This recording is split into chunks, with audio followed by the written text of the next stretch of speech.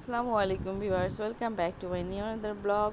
আজকে আপনাদের সাথে আরেকটি রেসিপি নিয়ে চলে আসলাম, সেটা হলো কচু আর ইলিশ মাছ। এখানে আমি পেঁয়াজ নিয়েছি 3টা আর মরিচ নিয়েছি 10টার মতো, এটা বেটে নিলাম আমি। তারপর এখানে আমি নিয়েছি ইলিশ মাছ, তারপর বাটা পেঁয়াজ মরিচগুলো দিয়ে দিলাম। তারপর এখানে আমি হলুদ দিয়ে দিচ্ছি। হলুদ দেওয়ার পর এখানে আমি দিয়ে দিব লবণ 1 চামচ। আপনারা পরিমাণ মতো দিবেন। আমি পেঁয়াজ বাটার সময় 1/2 চামচ মরিচ নিয়েছিলাম, এই জন্য একটু এখন কম দিলাম। তারপর এখানে 1/2 চামচ শুকনো মরিচের গুঁড়া দিয়ে দিলাম। তারপর এটাকে আমি মাখিয়ে নিব সুন্দর করে। আপনারা হাত দিয়েও চাইলে মাখিয়ে নিতে পারেন। মাখানো হয়ে গেলে এটা তেল পরিমাণ মতো দিয়ে আমি এটা বসিয়ে দিব। দেখতেই পাচ্ছেন, যখন এটা গরম হয়ে আসবে তখন এটাতে আমি মরিচ বাটা মরিচ বাটা সব পানিগুলো দিয়ে দিব। দিয়ে এটা আমি আস্তে আস্তে নেড়ে নিব, যেহেতু ইলিশ মাছ অনেক নরম।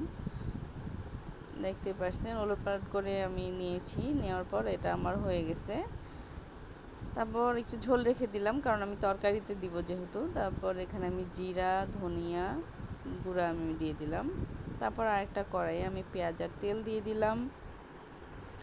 এখন এটা ভাজা হয়ে গেলে আমি এখানে দিয়ে দিয়েছি সেই কচুগুলা ম্যাশ করে নিয়েছিলাম, সেটা দিয়ে দিলাম। এখন এটাকে আমি কষিয়ে নেব, যতক্ষণ পর্যন্ত না পানিগুলো শুকিয়ে যাবে ততক্ষণ পর্যন্ত কষাতে হবে।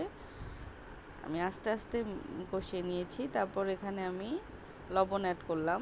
আমি হলুদটা তেলে দিয়েছিলাম। তারপর আমি সেই মরিচ বেটে রেখেছিলাম এটার জন্য 10-12টা, সেটা আমি পানিতে ধুয়ে দিয়ে দিলাম।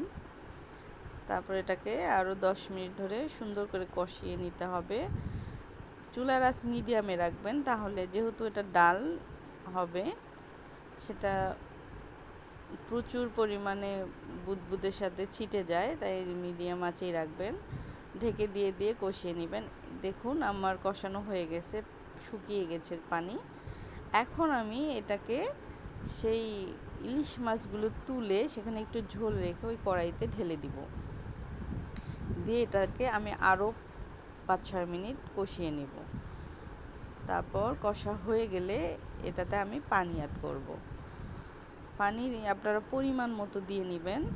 দেওয়ার পর এটা যতটুকু আপনারা রাখবেন, ডাল হবে যেহেতু, দেওয়ার পর সেখান থেকে ইলিশ মাছের মাথা, একটু ঝোল, লেজ চাইলে আরও 2-1 পিস দিতে পারেন। তারপর এখানে আমি আমার সেই ধনিয়ার গুঁড়া আর জিরার গুঁড়া সব এগুলা দিয়ে দিলাম।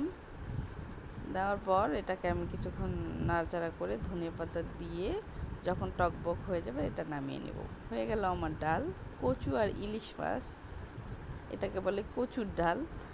কেমন হলো ভিউয়ার্স, অবশ্যই কমেন্টসে জানাবেন। ভালো থাকবেন, আল্লাহ হাফেজ।